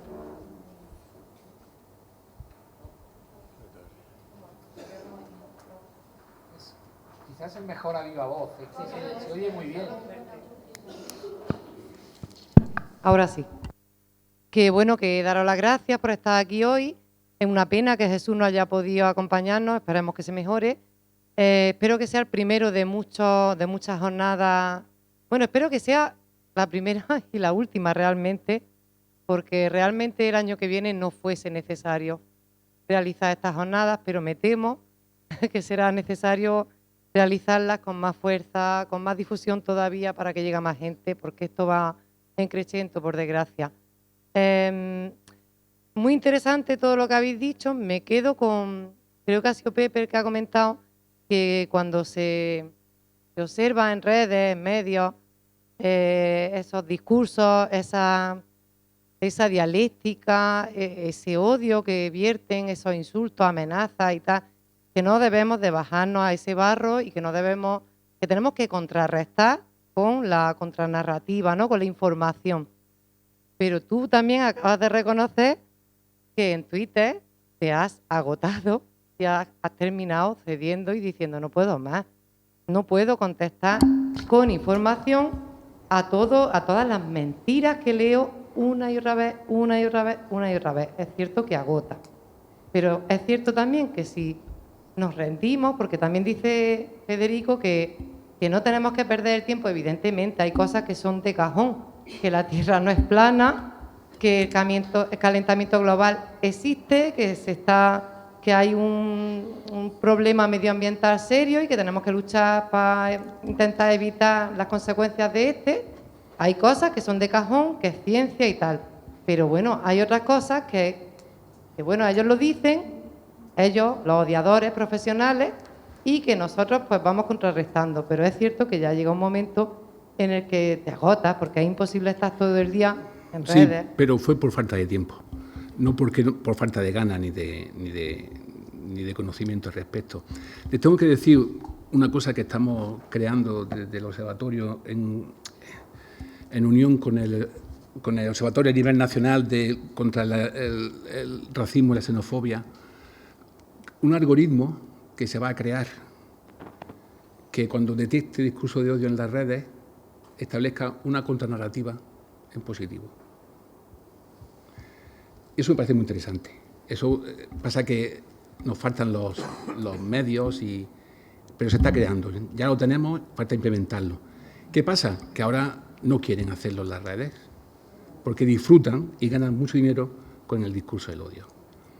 Yo, en mi caso, me anulé mi cuenta de Twitter porque por falta de tiempo. Trabajo, estudio, soy padre, soy esposo. Pepe, aunque soy abuelo. Aunque te dedicara las 24 horas al día, yo estoy de acuerdo contigo, no podrías contrarrestarlo. Os voy a poner un ejemplo de esta tarde. Todos habéis asistido a la dinámica que se ha generado con el tema de Valencia, con el parking de Bonaire. Sí. Es un cementerio, ha salido un bombero llorando y ha dicho que no vuelve a entrar, hay miles de cadáveres, hay 700 tickets que no se han canjeado. Todo eso se desmonta. Se desmonta de una manera tan evidente como que era un parking gratuito y por lo tanto no había ticket, como que se ha vaciado el parking y no hay una sola víctima. Bueno, pues Twitter esta tarde lo que está divulgando es que los cadáveres, que son centenares, se sacan por la noche a trailers, se llevan a crematorios, se queman y no van a aparecer ni como desaparecidos. ¿Cómo se contrarresta eso? Es agotador. Por mucho tiempo que tengas es imposible. Pero os pongo además un ejemplo que sé que mañana lo vais a hablar con el tema de cómo se puede contrarrestar incluso legalmente. Sí, mañana está aquí los fiscales y la Guardia Civil. El pasado mes de agosto un juez de Brasil ordenó la clausura de Twitter, lo ordenó el presidente Lula, porque Twitter no cancelaba 6 cuentas afines a Bolsonaro que habían divulgado auténticas barbaridades. 6 cuentas, ¿eh? Y Elon Musk dijo que no se clausuraban esas cuentas. Un juez ordenó el cierre. El ejecutivo brasileño lo ejecutó, lo llevó a cabo. ¿Sabéis cuánto duró? 15 días. De buenas a primeras, todo Twitter que estaba clausurado en Brasil volvió a funcionar. Y Twitter dijo, no, es que hemos hecho una actualización de las aplicaciones y de buena... No hay forma. De momento es muy difícil. A ver, teníamos más palabras. Primero termina, ¿sí? ¿Pero tú has terminado ya tu intervención? Vale, perfecto. Bueno, a mí es que me ha interesado mucho la intervención de Federico y quería hacerle una pregunta, ¿no? Porque me ha parecido, la verdad, que ampliar mucho el foco, ¿no? Hablando de lo que tenemos que ver con esta naturaleza que parece que nos pertenece, ¿no? Y, sin embargo, en la exposición que has hecho, que me ha gustado, pero has hecho una consideración final diciendo que, bueno, evidentemente no tenemos que entrar en determinados debates porque no, yo creo que tampoco tienen sustancia, ¿no? Como tú decías, no tienen entidad como para que nos preocupemos de decir que la Tierra es redonda, por ejemplo. Pero sí es verdad que a veces esa difusión de falsas creencias, que personalmente a lo mejor no tenemos por qué interés en desmentir, pero a veces crean una opinión pública que hace mucho daño, ¿no? Y yo estaba pensando específicamente en el tema de la inmigración, porque a mí me parece de lo más doloroso que estamos viviendo en este país. Estamos viviendo cosas ya heavy, pero... ¿no? Y cómo ha sido una idea que hace, no sé, como quizá un par de años no existía en nuestro entorno, porque hemos sido un país de inmigrantes. Yo me fui a trabajar en verano para estudiar. Quiero decir que muchísima gente, lo mío era una pequeñez, pero mucha gente en este país, bueno, y no teníamos esa percepción del inmigrante que existe en este momento, ¿no? Sin embargo, se ha construido en muy poco tiempo, ¿no? Se ha construido en muy poco tiempo, con todo lo que significa. Y bueno, era esa pregunta, ¿no? Si es verdad que podemos hacer caso omiso a determinados bulos que no merecen que nos dediquemos a eso. Pero es que hay otros que sí crean opinión pública y son muy dañinos con las personas. ¿Yo sí puedo decir algo? No sé qué, Federico, ¿qué te parece? Yo quisiera comentar una cosa al respecto. No sé, ahora Federico, ¿quiere decir algo? La sensación que se pueda dar a lo mejor de pesimismo o de que no se puede, no es para mí, no es cierto. Si estamos dando esa imagen, pues no es cierto. Es más, aquellos que tenemos principios de valores tenemos que luchar siempre y nunca cansarnos de hacer lo bueno. Tenemos que convertirnos en agentes activos por conseguir quitar esta lacra o mitigarla de la forma en que haga menos daño. ¿Solo te quiere decir eso, Federico? Perdona. Bueno, yo creo que vivimos en una sociedad absolutamente desvergonzada. Es decir, hemos pasado de sociedades autoritarias a sociedades democráticas. Genial, ¿verdad? Eso era por lo que estábamos luchando y todavía más allá de eso. Pero esto, el juez Calatayud, cuando él hablaba sobre educación, decía, hemos pasado de don José a Pepillo. Y entonces no se tiene absolutamente ningún tipo ya de límite ni de control a la hora de expresar un determinado, vamos a llamarle sentimiento o emoción, que quizá podría ser más. Es decir, que si hay que apalear a un médico o a un policía o a quien fuera, pues se le hace, ¿no? Es decir, se ha perdido ya cualquier tipo de referencia que tuviera que ver con el respeto que todos nos debemos por una parte y que luego hay autoridades morales que naturalmente también lo merecen, ¿no? Entonces, frente a eso no hay más que la educación, que una educación diferente. Hoy, pero esto no es nuevo, es decir, ya en el siglo XIX, incluso en el siglo XVIII, en algún momento corrían bulos también de que pues, los curas estaban envenenando el agua. Y entonces, en ese momento, se quemaban los conventos. Se piensa muchas veces que la quema de iglesia es una cosa de la Segunda República, ni muchísimo menos. Eso se venía haciendo en España periódicamente, muchas veces a través de determinados bulos.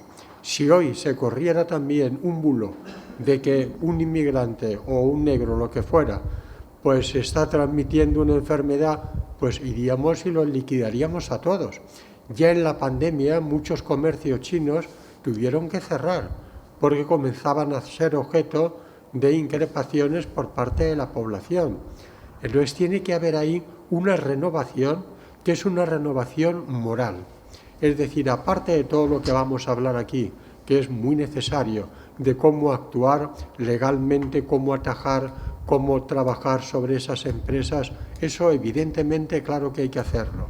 Pero paralelamente a eso, como no hagamos una renovación moral, los enanos van a seguir creciendo por cualquier sitio, porque eso, no sé si el ser humano tenemos tendencia a esperar que alguien nos salve, que, en fin, tenemos tan poca confianza en nosotros mismos y en nuestros propios proyectos que estamos pendientes. Yo creo que eso explica en buena medida el triunfo de Trump, ¿no? Esa necesidad de un salvador, ¿no? De que va a venir alguien con poder y que va a venir alguien que va a volver a hacernos grandes y en quien tenemos que creer hasta el punto que agachamos la cerviz para que nos peguen allí. Tiene que haber una renovación moral y eso es algo que afecta e incumbe a todos. La escuela, obviamente, es una parte, pero también en la familia, el ayuntamiento, los barrios, los municipios, todo. Decían los africanos, cuando quieras educar a un niño, lo tiene que hacer la tribu. Entonces tiene que haber una renovación moral en la sociedad para que haya espíritus limpios, espíritus nobles, espíritus éticos, dignos, que no es tan difícil, porque esa es la verdadera naturaleza que tiene el ser humano. Entonces hay que rescatar eso, para que frente a eso, lo demás quede exclusivamente como algo fantasioso, como algo que se deshace por sí mismo. Entonces, bueno, es aportar esto a lo demás, no lo quita.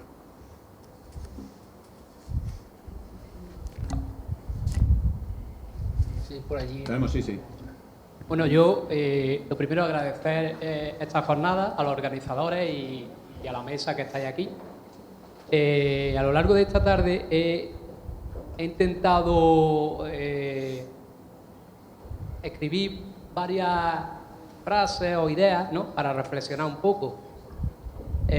Se ha hablado del discurso de odio,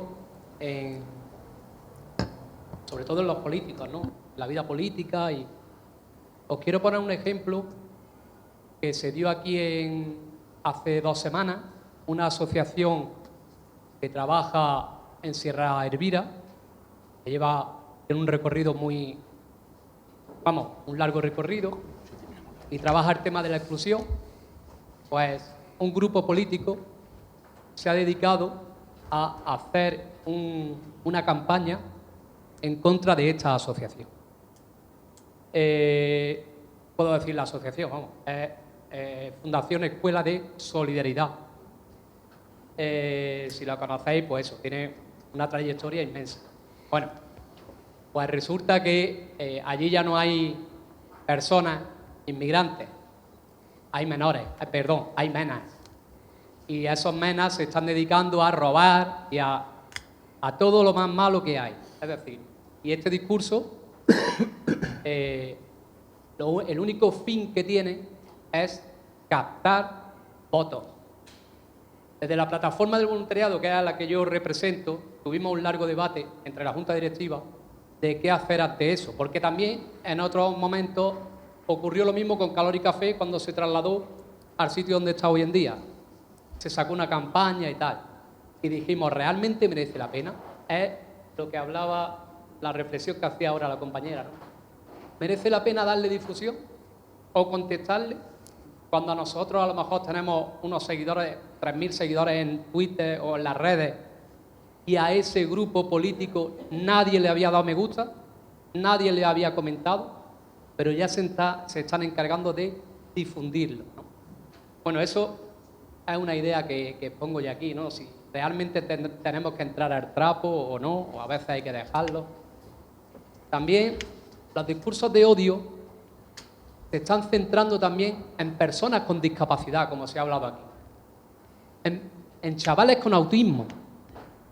Cuando yo hablo con presidentas de asociaciones de autismo, se echan las manos a la cabeza de cómo en los propios colegios esos niños,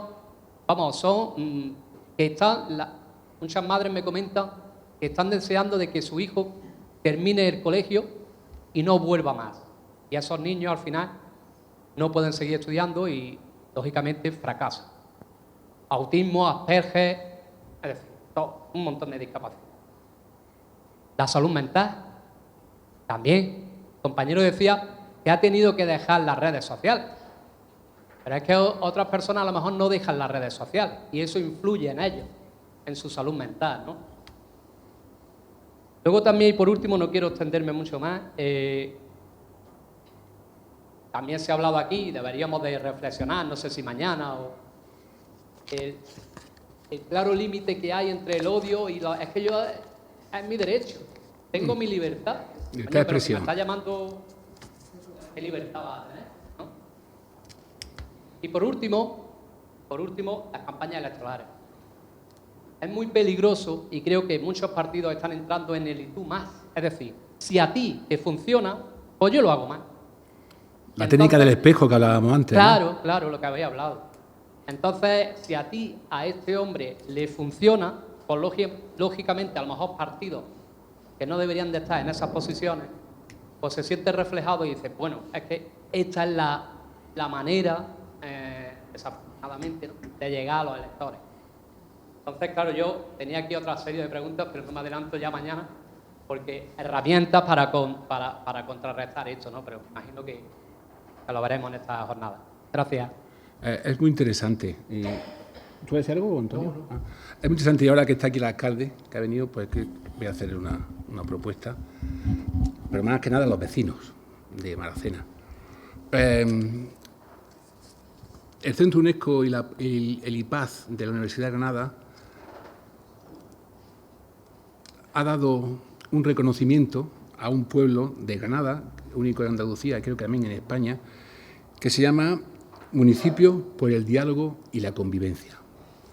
Hay unos requisitos para poder llegar a ser ese municipio, que no lo voy a decir aquí ahora porque lleva ya un tiempo, pero que tiene que salir de los vecinos, representados por sus representantes en el Pleno, y que a través de eso puedan solicitar que, y cumpliendo lo que se dice ahí, que Maracena sea un municipio por el diálogo y la convivencia.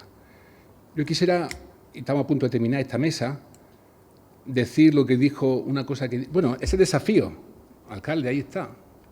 Vecinos, de ustedes dependen, ¿eh? Si quieren hacerlo, mañana le diré cómo.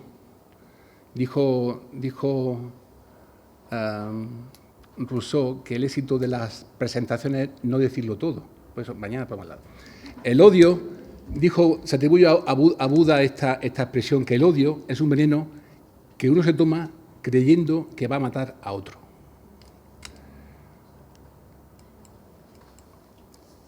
Reivindicar el conocimiento para así tener y desarrollar, repito, pensamiento crítico.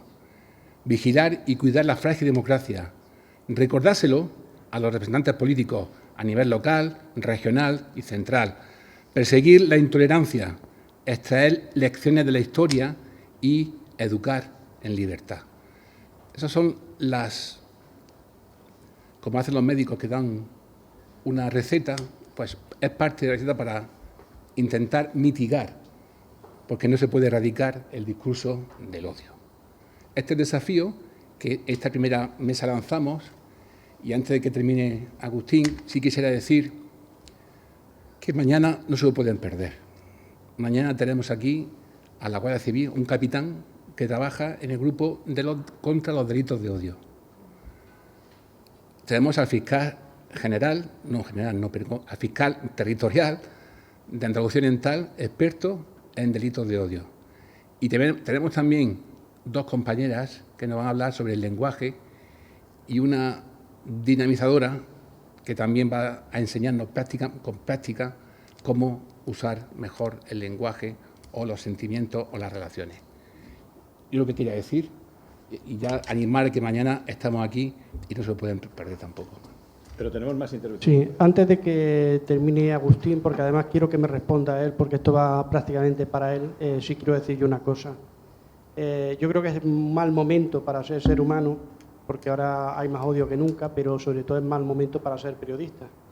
Porque las empresas de comunicación que había antiguamente, que bueno, cada empresa tiene sus intereses y unas eran unos y otras eran otros, pero más o menos se guardaban ciertas formas y se guardaba las formas periodísticas y se guardaba el contrastar la información, en dar la información, en buscar, en preguntar.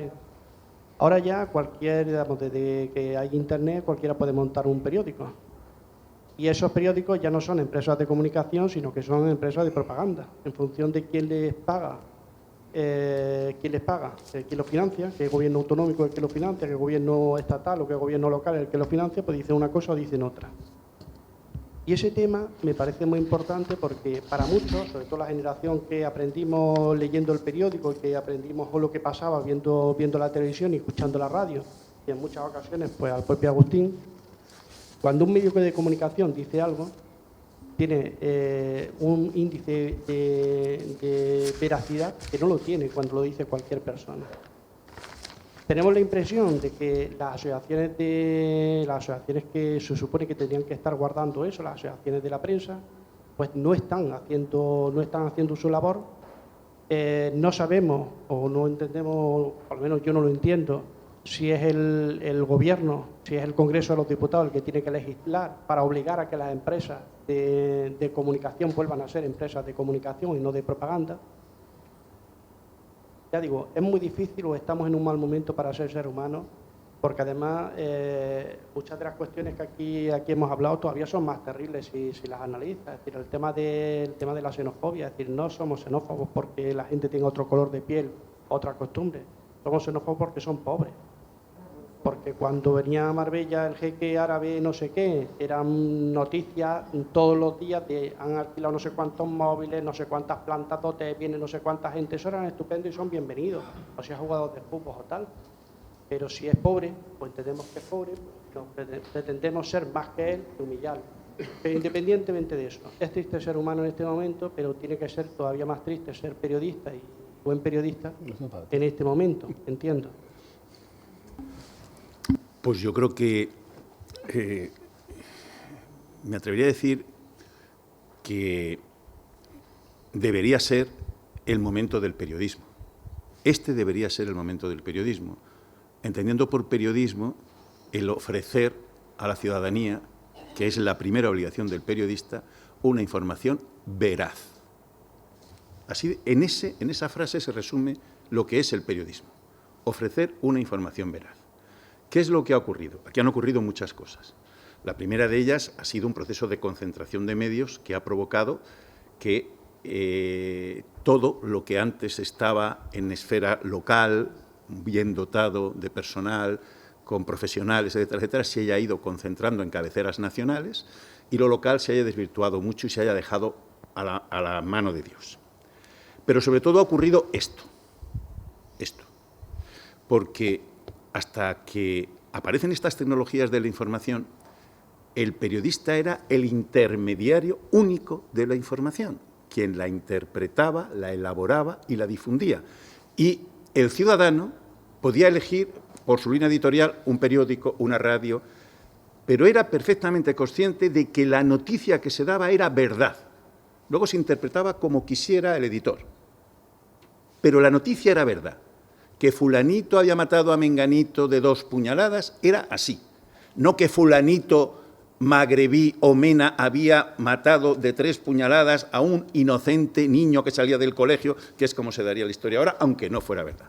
Entonces, en el momento que ese monopolio de la información la pierden los profesionales, esto es una selva. No es que las asociaciones de periodistas no intenten luchar contra eso, que lo intentan, es que no tienen fuerza ninguna para poderlo hacer. El código deontológico existe y prohíbe el 99% de las cosas que se hacen en medios digitales, etcétera, etcétera. ¿Qué puede hacer un gobierno? Pues muy poco, porque si recordáis, el Gobierno de España, en esos principios de regeneración democrática que apuntaba hace unos meses, uno de ellos era controlar la esfera digital, los panfletos, realmente. ¿Qué se le ha dicho al Gobierno desde entonces? Dictador, que quiere acabar con la libertad de expresión, etcétera, etcétera.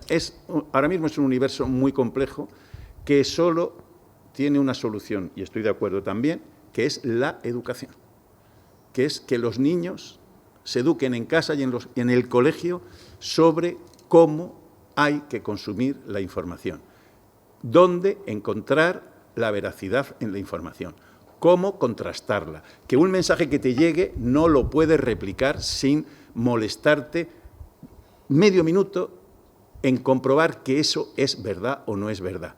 Mientras no consigamos todo eso y pongamos en marcha herramientas como las que dice Pepe, los periodistas también estamos en ello y nos acaban de aprobar un programa europeo que ha salido de Granada con el profesor Paco Herrera para poner en marcha unas herramientas de inteligencia artificial para contrarrestar las fake news y la desinformación. Eso va a llevar un cierto tiempo, pero yo creo que todo eso pasa absolutamente por la educación, fundamentalmente. Y que, claro, el discurso del odio, claro que lo tenemos concentrado en, antes hemos hablado del racismo, en el negacionismo del cambio climático, en la inmigración, en la violencia machista, en la igualdad y en la diversidad sexual. En esos 5 pivotes se centra el 99% del discurso del odio en este país. Pero no en este país. Es que esto no es una cosa propia de España o solo de España. Es que esto nace de un señor que se llama Steve Bannon, que es el principal asesor de Trump en su primera campaña electoral, que diseña este camino, que lo diseña para Estados Unidos, y pensábamos, ¿qué barbaridades dice? Eso en España nunca va a pasar. ¿Cómo que no? Este señor se vino a Europa y ha sido el principal asesor de Vox, de Meloni, de Orbán, de Le Pen, de todos los movimientos ultras. Ya se acabó la fiesta.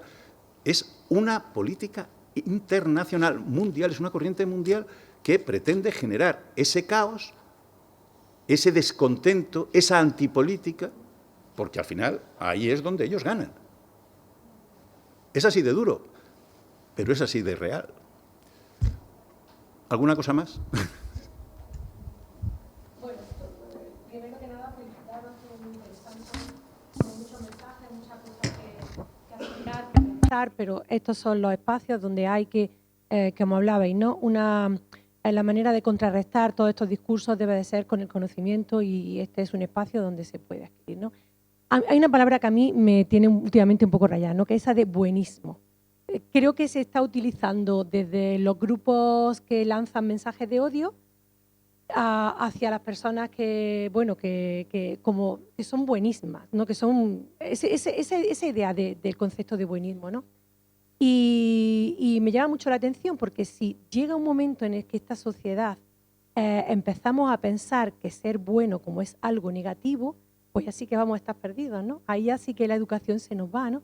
Porque yo esa palabra la he oído incluso en el contexto universitario. En el contexto universitario se llegó a decir que son pensamientos buenísimos, de gente, bueno, soñadores, buenos, y que no tiene fundamento, no tiene ahí, ¿no? Entonces eso sí que me preocupa, porque si eso cala, o sea, si los que lanzan discursos contra los derechos humanos, que para mí es lo más básico, ¿no? Lanzan discursos de odio contra los derechos humanos y acusan a los que sí los defendemos, los defienden de ser buenistas, ¿sí? Pues ahí estamos perdidos, porque realmente se va a acabar esa bondad o esos buenos sentimientos y va a estar mal visto. O sea, totalmente un cambio de paradigma que a mí me parece preocupante, ¿no? Eso sí que me preocupa. Pues yo tenía apuntado aquí a ver qué tiempo iba a tardar en salir la palabra buenismo. Ha sido al final, pero bueno, sabía que iba a salir. Yo solo, mañana vamos a tener la posibilidad de conocer herramientas con las que defendernos mínimamente en este universo. Pero yo sí os doy un consejo, como usuario de redes sociales desde hace bastante tiempo. Como dice Pepe, yo creo que dar argumentos no tendrías vidas para intentar contrarrestar con argumentos. Además, tú puedes ponerle el argumento que quieras, que ellos lo van a descalificar. Es que esto es de lo país, esto es de no sé quién. No va a servir para nada. Ahora, el humor funciona muy bien. Sí. El humor funciona muy bien. Sí, la positividad. En el momento en que tú a alguien que te ha dicho una barbaridad le contestas con un humor, aunque sea ácido, lo has desarmado. Ese ya no vuelve a entrar. También hay que tener tiempo, ganas, etcétera, etcétera, para hacerlo. Pero da más resultado incluso que darle... Y habilidad, sí, porque ya tiene un cierto... Pero da mucho mejor resultado que darle el argumento por muy real, fundado, científicamente. No te va a servir de nada. Ahora, si tú le pegas un chasco con una buena gracia, eso sí funciona, ¿eh? Os lo aseguro. Por lo menos en mi caso, ¿eh? Y a mí me dan por todos lados todos los días, ¿eh? O sea, que yo soy un experto en que me den desde por la mañana hasta por la noche. Por eso os digo que me ha funcionado. Así que no sé si queréis algo más. Y si no, pues agradeceros que hayáis estado, que hayáis participado. Agradecer al Ayuntamiento y a la Universidad la oportunidad de estas jornadas que me parecen fundamentales. Yo creo que lamentablemente habrá que repetirlas todos los años, pero nos rearma el que nos juntemos, el que nos reunamos, el que escuchemos a las personas que saben, que han analizado, que estudian lo que está ocurriendo. Esos diagnósticos creo que nos rearman y nos hacen tener más fundamentos a la hora de poder seguir defendiendo lo que creemos de la manera que creemos. Así que muchas gracias y, bueno, nos vemos mañana.